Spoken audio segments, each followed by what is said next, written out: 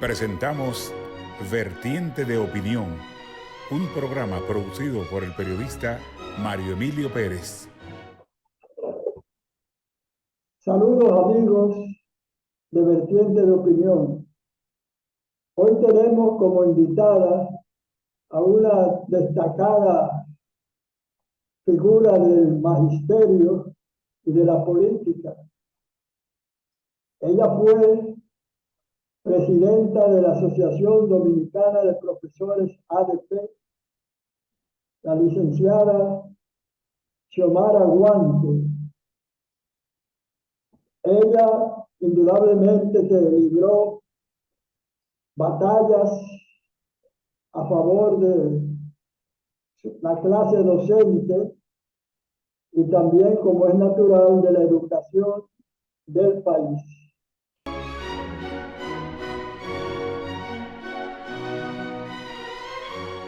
Vamos de inmediato a dialogar con la licenciada Xiomara Guante, que tiene su movimiento Unidos con Luis, que, como su nombre lo indica, va a propugnar por la continuación al frente de la jefatura del Estado de Luis Abinader, presidente de la República.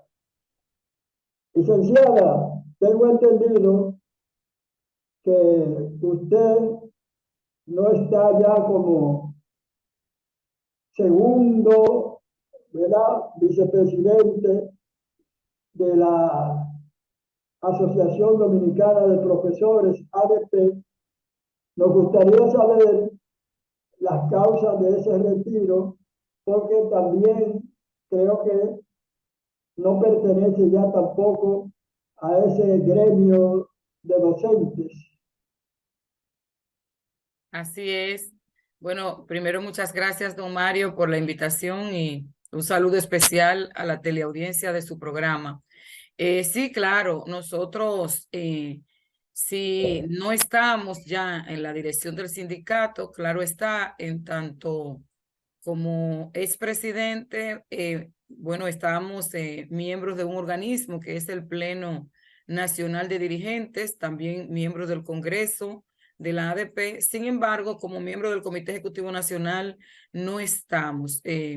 Usted sabe que antes de llegar a la presidencia estuve varios años en el seno del Comité Ejecutivo de la ADP. Bueno, primero estuve presidiendo la seccional de Santo Domingo Norte de la Asociación Dominicana de Profesores y finalmente pasé al Comité Ejecutivo Nacional y eso estuve unos años, largos años, y digamos unos 17 años antes de ser presidente y ya agotado ese proceso y habiendo ocupado la primera posición en el sindicato, pensamos que bueno, que ya debíamos darle paso a relevos y que era el tiempo de entonces nosotros marcar nuestra salida y dedicarnos justamente a las cosas que estamos haciendo ahora sin abandonar de ninguna manera lo que tiene que ver con los intereses propios del Magisterio Nacional, ni tampoco algo que es muy importante para nosotros, que es los intereses de la educación pública y privada también de la República Dominicana.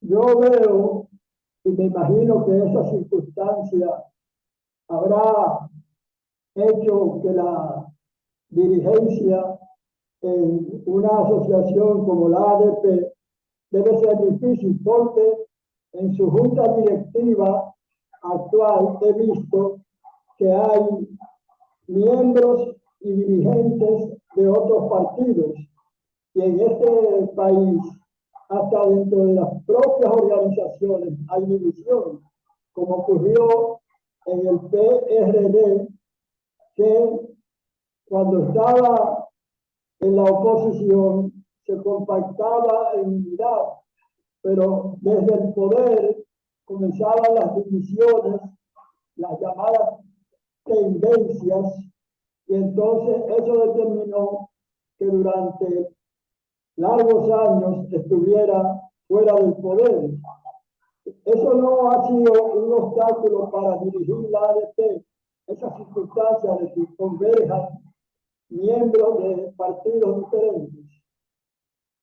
Mire, realmente si se sabe manejar el escenario, yo pienso que se puede convertir en una gran fortaleza porque están dentro todos los partidos y como la política es cambiante y hoy puede haber un partido en el gobierno, mañana otro, nos parece que eso, si se utiliza, si se bien utiliza para el beneficio, digamos, del avance de la institución, puede resultar provechoso para ella. Lo lamentable sería que en algún momento, porque la ADP ha podido mantenerse por más de 5 décadas con esa diversidad política con la que convive y a mí no me parece malo. Lo que sería peligroso cuando cualquiera de los miembros, partidos, de los miembros de esos partidos que están, tienen presencia interna en la ADP, quisieran llevar la organización propiamente al plano político, porque entonces eso sí se convierte en un verdadero peligro. Una cosa en la que nosotros tuvimos mucho cuidado siempre de no politizar la ADP, de no llevarla al plano político, de siempre mantenerla por encima de las diatribas políticas, aun cuando somos dirigente activa de un partido. Entonces, ese es una grandeza si se sabe manejar justamente, porque si no, entonces podría convertirse no solo en una gran debilidad, sino también en un peligro para la organización como tal. Hasta ahora ha podido sobrevivir con esa situación, pero hay que tener mucho cuidado.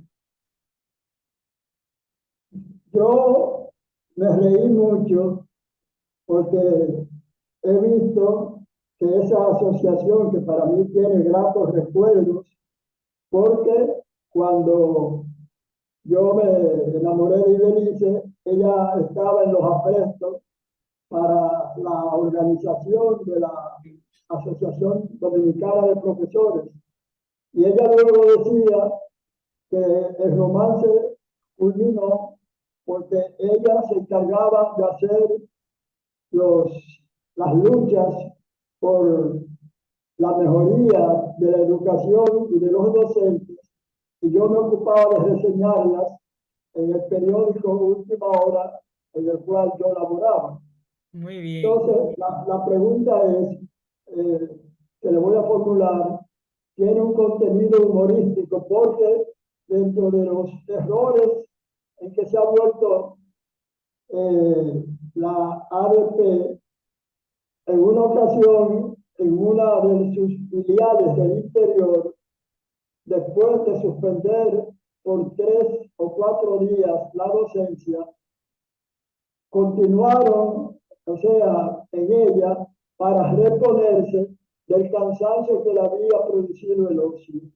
Eso parece como algo de El Quijote de la Mancha o de algún escritor humorístico. Mire, realmente siempre hay excesos, o sea, hay excesos, hay seccionales. Yo digo en buen dominicano que se pasan de contentos, que quizás quieren protagonizar cosas que no le corresponden. Pero me parece que hay un tema que hay que tenerlo muy claro.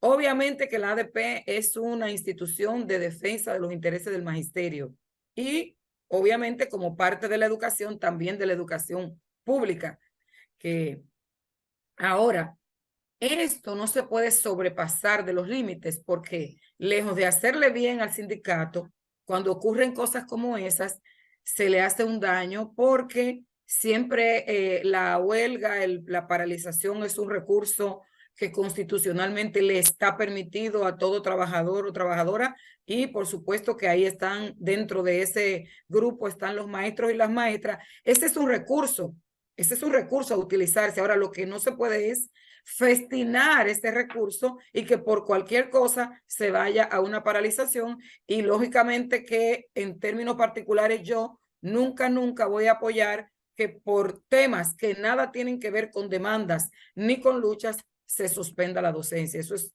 una pobre cosa y que, reitero, solamente le hace daño al sindicato. Le hace bastante daño al sindicato en términos de imagen, en términos de su cohesión, porque a pesar de que cuando hay luchas sentidas y justificadas, que son la mayoría de las luchas de la ADP, se unifica el magisterio en torno a una causa. Así también los maestros y las maestras tienen la capacidad de ver cuando no hay una causa real y ocurren cosas como esas. Entonces, yo pienso que no cuentan con todo el respaldo y el apoyo de todos los maestros, porque hay muchos maestros que sí están al lado de sus luchas, pero no al lado de cosas como esas, porque son cosas que parecerían una broma de tan difíciles que son de asimilar. Durante la pandemia del COVID-19, como es natural, eso perjudicó la educación pública y privada porque se difundieron las enseñanzas por la vía digital y eso excluyó a muchas familias y estudiantes que carecían de incluso del ingrediente principal para esa enseñanza, que es la computadora. Ahora bien, después de la gestión de Roberto Fulcar, ha habido muchos inconvenientes y muchas denuncias en cuanto a la calidad de la educación en el país. Si usted fuera a hacer un análisis de cómo marcha la educación nacional, ¿cuáles serían los criterios que expondrían? Bueno, lo primero que quiero decir es que después de la pandemia no hay forma de que se pueda comparar la situación de la educación en los tiempos de pandemia, que fueron los tiempos que justamente le tocaron al ministro Roberto Fulcar y al inicio del gobierno de Luis Abinader. No hay forma de cómo comparar antes de la pandemia, del inicio de la pandemia en el 2020 y, o sea, los años 2019 hacia atrás, y cómo comparar lo que ha sido la educación después de eso. A nosotros nos parecen dos cosas. Yo pienso que en el tiempo de la pandemia, después del cierre de las escuelas, porque se cerró el país y se cerró el mundo, después de esto, hubo una situación bien difícil cuando inicia el nuevo gobierno. Hay que buscar una forma de cómo mantener a los estudiantes en la escuela, que me parece que fue el gran logro de ese momento, de finales del año 2020 y todo el año 2021, de una forma que no estaba estipulado en ninguna parte porque no habíamos vivido nada como esto. Hubo entonces que reinventarse la educación para poder tener a los niños y las niñas, a los jóvenes, a los adolescentes pendientes de la escuela. Hubo docencias por WhatsApp, una cosa que si nos lo hubieran dicho 2 o 3 meses antes de eso, no lo hubiésemos creído. Hubo docencia por radio y televisión, hubo docencia con cuadernillos. Se inventó cualquier fórmula para garantizar el pan de la enseñanza a los estudiantes. Me parece que entonces ese es un logro de atribuírsele a esa gestión, porque no se podía pedir una cosa distinta. Hubo países, inclusive con muchísimo mayor desarrollo que nosotros, que no pudieron abrir las clases de ninguna forma, ni a distancia como nosotros y presencial muchísimo menos, por la amenaza que representó la pandemia. Ahora bien, me parece que ya pasado la crisis del 20, la más fuerte, y luego que se fue controlando la situación de la pandemia aquí con el tema de la vacunación y fuimos como un poco retornando a la normalidad en el año 2021, el año 2022, han sido años de comenzar a recuperar la confianza en lo que se va a hacer dentro de la escuela, y yo pienso que ya ahora hay avances de nuevo. Y digo avances porque no puedo decir que ahora vamos a poder comparar con los años en que no había pandemia, ni tampoco habíamos atravesado una situación como esa. Es evidente, no solo en la República Dominicana, sino en cualquier país del mundo. Todos fueron afectados por la pandemia, unos más, unos menos.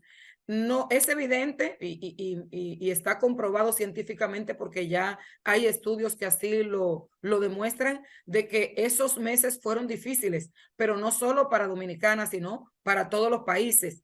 Es evidente que no fue lo mismo la docencia presencial que se da normalmente a la docencia que se impartió a distancia, fuese aquí o fuese en otro país. Obvio que no.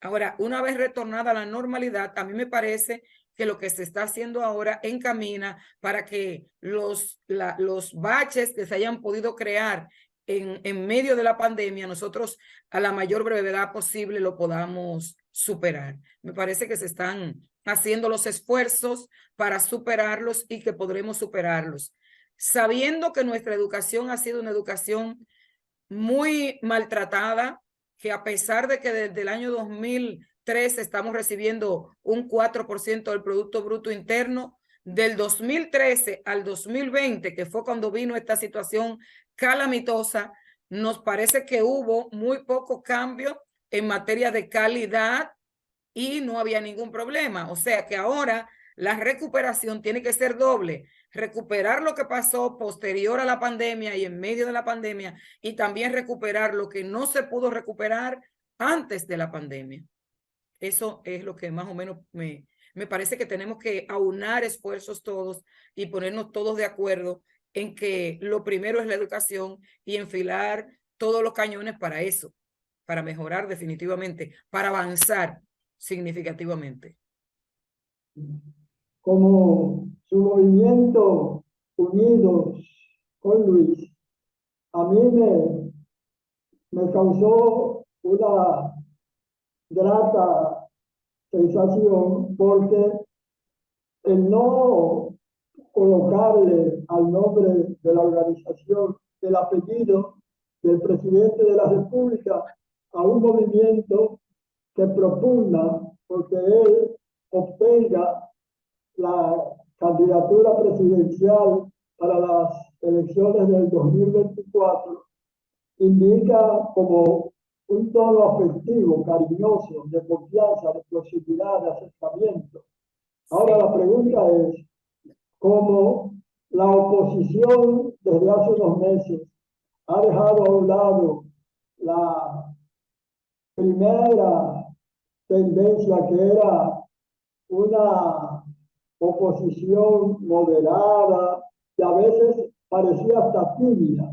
Ahora, por el contrario, cuando usted conforma esa organización eleccionista, es cuando desde la oposición política al gobierno están surgiendo ataques bastante severos. Bueno, en cuanto a lo que tiene que ver con el movimiento, ciertamente se llama Sociedad Unida con Luis. Bueno, el nombre viene dado porque fueron distintos sectores sociales, distintos ámbitos de la sociedad que se nos acercaron para la constitución de este movimiento, diciéndonos que validan positivamente, que ponderan positivamente la obra de gobierno del compañero presidente Luis Abinader. Bueno, y le pusimos justamente con Luis por eso que usted acaba de señalar, o sea, porque ese es el presidente, un hombre llano, un hombre simple y bueno, y siempre cercano de la gente, y así le dice todo el mundo. Yo pienso que hasta personas que no le conocen se ven tentados a llamarle Luis, porque, bueno, porque eso le inspira, y nos pareció que eso daba una señal de que él es una persona a sí mismo cercana con la gente, y así lo sentimos, así lo siento yo, por ejemplo. Y con relación a los ataques de la oposición, miren, yo diría que coinciden los ataques con el avance, porque en principio la oposición quizás, como usted dice, que veía ataques un poco tibios.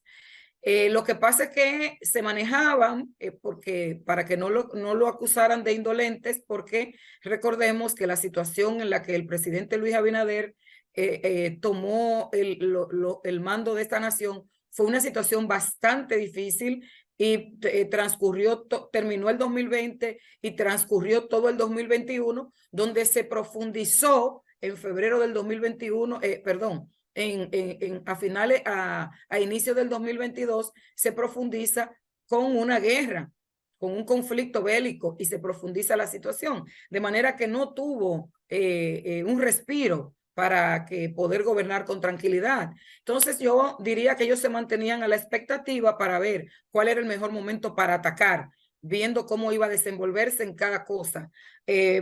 Controla la pandemia con el tema de la política de vacunación masiva, y bueno, fuimos de los primeros países en retirar el uso de mascarilla de manera obligatoria y todo lo demás que ya sabemos.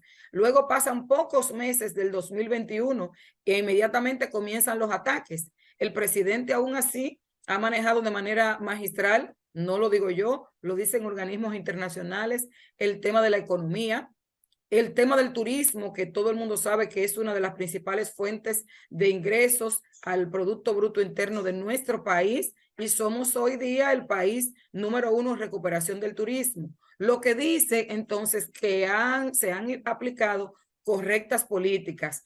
¿Qué genera esto?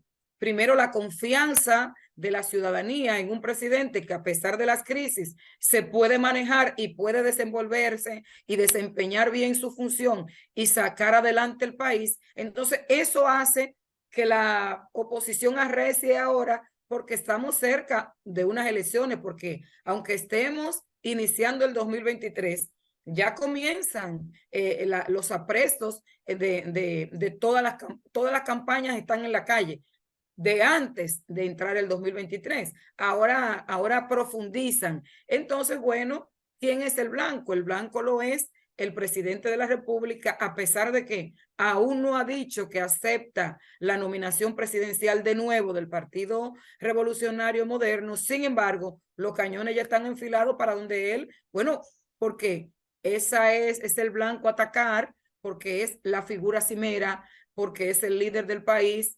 Y me parece que los ataques tienen que ver con eso, por la cercanía que ya tenemos de procesos electorales, que no solamente es el presidencial, sino que también está lo municipal, que es antes a ley de unos pocos meses. Una de las críticas que le hacen los opositores políticos al gobierno, sobre todo al jefe del Estado, Luis Abinader, es que muchas de las promesas no las cumple. Y entre ellas dicen que cuando fue candidato presidencial externó su apoyo al aborto con las 3 causales, y que una vez ya como presidente no ha cumplido esa promesa. ¿Usted es partidaria del aborto con las 3 causales? Está la llamada provida de las iglesias y otros sectores. ¿Y qué opina en cuanto a que si es cierto que el presidente de la República no solo no ha temperado a su promesa, sino que luce como opuesto al aborto? Pero a mí no me parece que el presidente luzca que está opuesto a lo que fue su compromiso, un compromiso que él mismo asumió de campaña. Yo creo que el presidente lo que hace es lo que ha hecho con todo, y lo ha demostrado en la práctica. Le ha dado libertad a cada uno de los poderes a que haga lo que le corresponde. O sea, el poder legislativo es un poder totalmente independiente del poder ejecutivo, igual que lo es el poder judicial. De manera que yo pienso que estos son juicios que lo acomodan un poco para atacarlo, porque sus posiciones él las plantea como se tienen que plantear, pero a mí me parece que hay más muestras de que él sostiene lo que fue su promesa.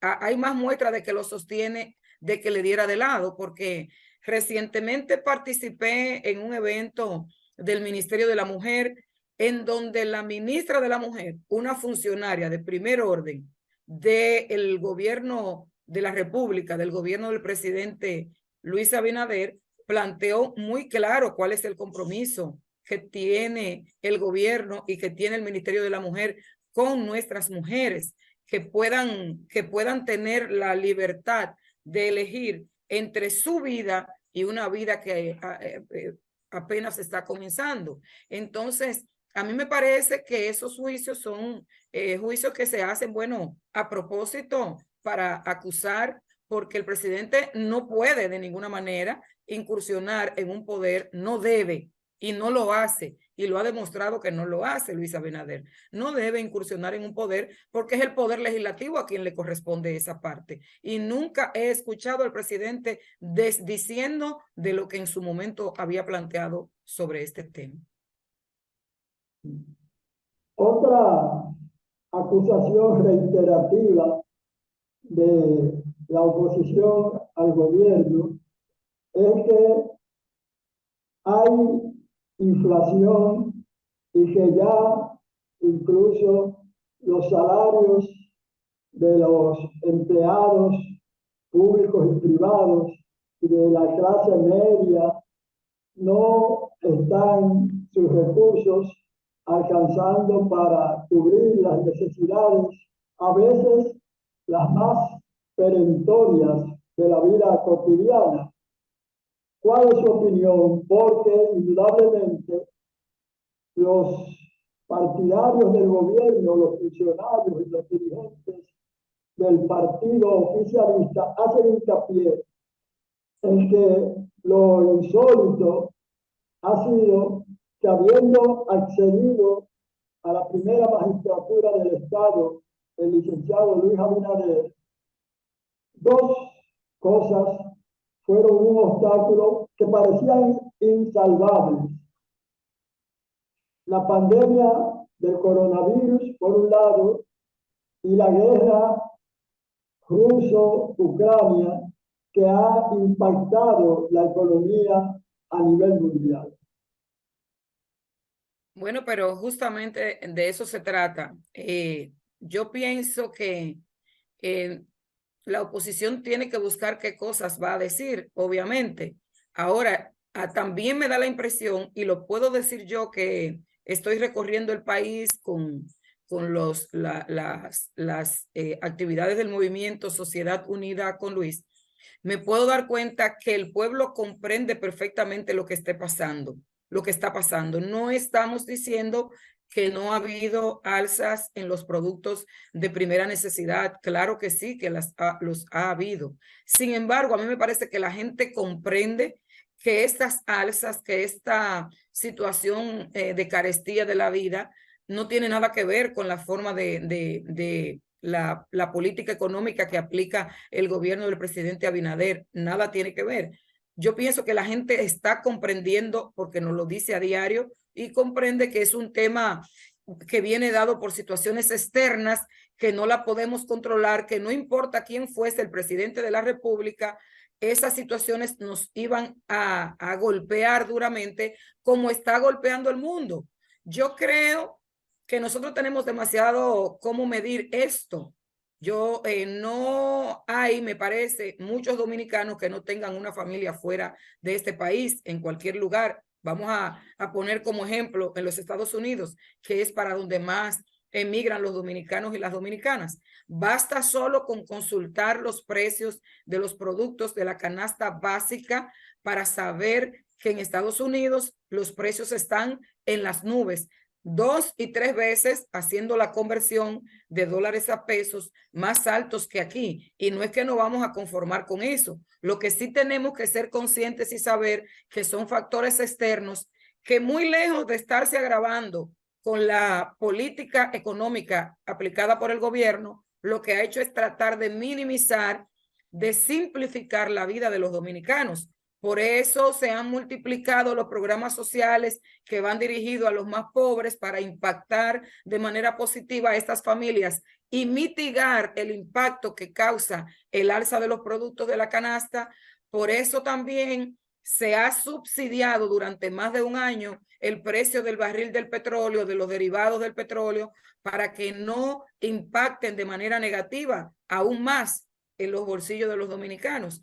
Y un sinnúmero de medidas más que se toman que son justamente para eso, porque hay conciencia clara en el equipo económico del gobierno de que las situaciones externas, la crisis económica que trajo el coronavirus, la crisis que ha traído el conflicto bélico, que todo esto se refleja en nuestros países, no solo en Dominicana. Entonces, me parece que la gente entiende que aquí se han tomado medidas para un poco aplacar ese impacto económico fuerte que podía haber recibido el pueblo. No es que no lo está recibiendo, pero yo pienso que lo está recibiendo menor que si no hubiese existido una correcta política económica en tiempos tan difíciles.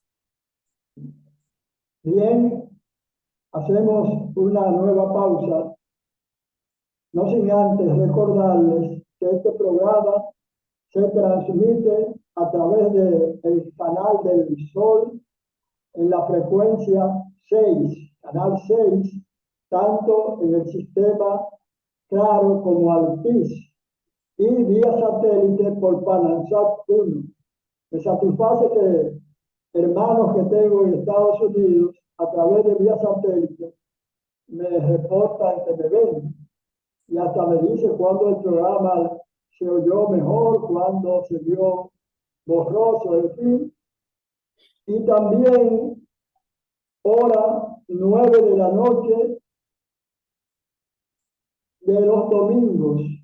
Y si usted no pudo, por ejemplo, ver esta comparecencia de la licenciada Xiomara Guante, pues puede, a partir del lunes de 3 de la tarde en adelante, en YouTube, ahí lo ve incluso con tiempo indefinido.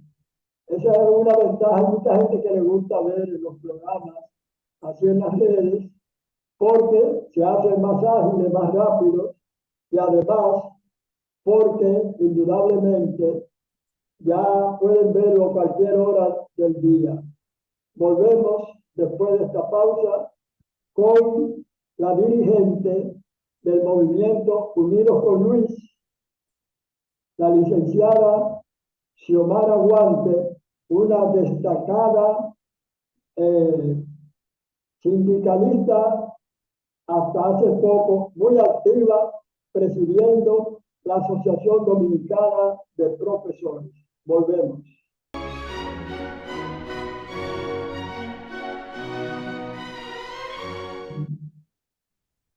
Profesora Xiomara Guante, ¿cuáles fueron las razones que determinaron que usted se apartara un poco de las lides magisteriales para incorporarse a la política, que ya usted está incorporada como dirigente del Partido Revolucionario Moderno, pero para luchar por la repostulación, por una nueva nominación del presidente Luis Abinader?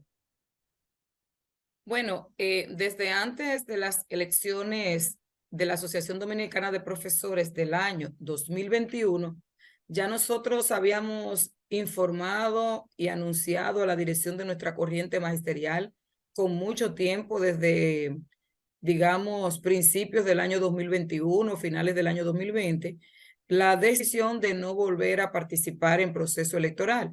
Habíamos anunciado esto y eso ya era del dominio de todos, incluyendo dentro de la parte institucional ya de la ADP, todos nuestros compañeros sabían eso. Bueno, lo expliqué en el segmento anterior, porque, bueno, el segmento de inicio, porque hay etapas en que ya hay que entender cuándo tienen que venir los relevos y cuando ya el tiempo, ya ahí cumpliste con un rol, con el rol que te corresponde. En el caso nuestro, nosotros habíamos estado ya en el comité ejecutivo de la ADP y al llegar a la presidencia, a pesar de que nuestra dirección estuvo intervenida por el tema de la pandemia, porque llegando a la presidencia de la ADP, llega la pandemia, pasamos prácticamente un año y medio lidiando con esta situación que fue bastante difícil, con muchos maestros infectados, maestros fallecidos, maestros que sufrieron gravedad grave, muy grave, que tuvieron muy graves con sus parientes graves, que le murieron parientes cercanos, hijos, cónyuges, cosas como esas, fue a lo que nos tuvimos que dedicar, obviamente, eso era primero. Y entonces luego vino la segunda etapa y bueno, ahí logramos construir un acuerdo importante con el gobierno, ya el gobierno del presidente Luis Abinader, y en junio del año 2021, el día 30 de junio, por ser Día del Maestro, se eligió como fecha, digamos que simbólica, firmamos un acuerdo que ya iba a cubrir hasta el año 2024 con distintos tópicos, distintas demandas importantes del magisterio que, bueno, tienen a la ADP ahora mismo dedicada a cosas importantes también, porque ya el tema de las demandas quedó plasmado en ese acuerdo y tiene todo su fecha cierta y se está cumpliendo. Entonces, por todas esas cosas y otras más que no se ven, decidimos que ya era tiempo de que nos retiráramos. No habíamos cumplido con un cometido, habíamos dejado una impronta, entonces ya pensamos que tenía sentido dedicarnos a otra actividad, además de que estamos desde inicio del 2020, inicio del gobierno del 2020, o sea, cuando se instalaron las nuevas autoridades legislativas, también llegamos nosotros al Parlamento Centroamericano y ahí nos hemos desempeñado como diputada del Parlamento. Quisimos dedicarnos básicamente a este tema, aun cuando repito que no hemos dejado de lado los temas que tienen que ver con el magisterio y con la educación del país. Y entonces, ahora pensamos en trabajar de cara a un movimiento político, a una plataforma política que recoja simpatías de personas que quizás en algún momento digan, bueno, yo no quiero entrar a apoyar la reelección del presidente Abinader por el propio partido, porque o tengo pocos vínculos. Muchas cosas la gente dice cuando se acerca a nosotros. La realidad es que mucha gente está dispuesta a venir que nunca ha participado en política para participar con nosotros y vimos una gran oportunidad de a través de nuestro movimiento garantizar la cantidad de votos que necesita el compañero presidente de la República una vez decida aceptar la nominación presidencial de nuevo por el PRM, que no lo ha decidido aún. Una vez lo decida, nosotros aportar los votos que se necesitan, no para que gane en primera vuelta, porque hoy nos parece que no está en cuestionamiento que él gane en primera vuelta, porque sabemos que gana en primera vuelta. Lo que sí tenemos que garantizar es que gane con un porcentaje más alto que aquel con el que ganó en el año 2020, y para eso existe Sociedad Unida con Luis. Y en eso estamos. Generalmente, en la política dominicana es una norma, una tradición, que cuando un presidente de la República está facultado para optar por un nuevo periodo, generalmente obtiene, hasta sin oposición, por aclamación incluso, esa nominación. Ahora bien, frente al presidente Luis Abinader, en caso de que decidiera optar por la repostulación, tendría que enfrentar a dos adversarios de su partido, Guido Gómez Mazara y Ramón Alburquerque. ¿Cree usted que eso obstaculiza, aunque sea en forma mínima, la posibilidad, en caso de que el presidente Abinader opte por un nuevo periodo? Mire, yo pienso que el presidente ha dado muestras muy claras de ser un hombre muy democrático y de verdad yo no le veo ningún problema. Yo no le veo ningún problema, pero yo soy la entrevistada aquí y es a mí a quien se me hacen las preguntas. Pero yo quiero preguntarle, ¿usted cree que de verdad, en serio, porque una cosa es lo que se dice y a veces del dicho al hecho hay un gran trecho, será verdad que se atreverán a presentarse? Tienen todo el derecho, obvio, pero se presentarán a competir con el compañero presidente porque yo pienso que en algún momento tiene que llegar cuando se acerque, porque él todavía, repito, no ha dicho que va, cuando se acerquen los días tiene que llegar la sensatez, tiene que primar la ecuanimidad y la gente liberar a nuestro partido de un proceso que en definitiva, cuando se lleve a cabo, va a dar los mismos resultados, los resultados que todos sabemos. Entonces, porque la realidad está ahí. Si el presidente tiene una alta valoración y una alta simpatía hacia afuera, imagínese usted lo que es hacia adentro. De manera que yo pienso que los compañeros que están en esa tesitura, cuando se acerque la fecha, cuando se acerque el momento, cuando ya el presidente haya definido su participación aceptando la nominación, ellos estarán al lado del compañero presidente trabajando para que él gane con un 60% y un poquito más en el 2024 y después vienen otros tiempos para entonces aspirar y lograr entonces ganar esa nominación. Pero por ahora yo creo que todo el mundo a lo interno del PRM está claro que la carta de triunfo nueva vez es el compañero Luis Abinader. Muchas veces los resultados de una lucha interna por una nominación se hacen a través de tres opciones. Por ejemplo, primarias abiertas, primarias cerradas o encuestas.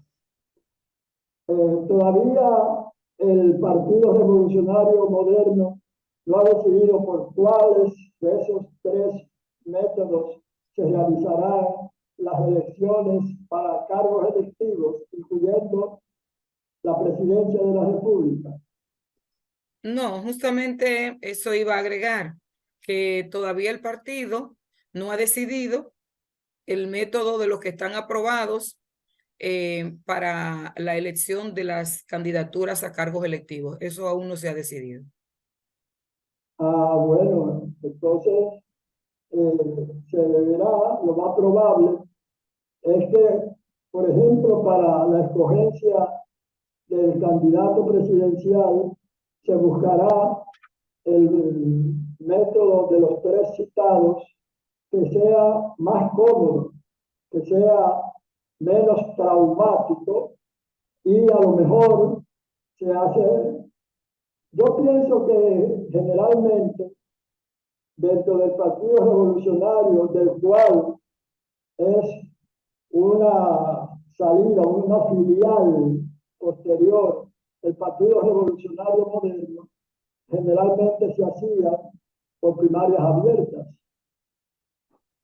Mire, la forma en que se hará definitivamente sería una propuesta del máximo organismo de dirección del PRM, que es la dirección ejecutiva, y luego la dirección ejecutiva lo que decida lo lleva para que lo refrende el Comité Nacional, que es un organismo ya más amplio y refrenda las disposiciones de la dirección ejecutiva. Sin embargo, a mí me parece que cualquiera de los métodos que se elija, que seleccione, dará como resultado lo mismo. El compañero Luis Abinader está bien posicionado hoy día hacia adentro y hacia afuera de nuestro partido y es la mejor carta que tiene el Partido Revolucionario Moderno para presentarse en las próximas elecciones del año 2024. Cualquiera que sea el método que se elija, va a dar como resultado esto que le estoy diciendo. Pero definitivamente esa es una potestad de la dirección ejecutiva y luego del Comité Nacional. Bien, le agradecemos a la profesora Xiomara Guante que haya aceptado esta invitación, que no se haga la ilusión de que va a ser la única, porque ella tiene todas las condiciones para hacer un buen programa de entrevistas y ustedes, los teleaudientes de Vertiente de Opinión, podrán comprobarlo en lo sucesivo. Hasta la próxima, agradeciendo siempre el privilegio de su atención. Muchas gracias por la invitación.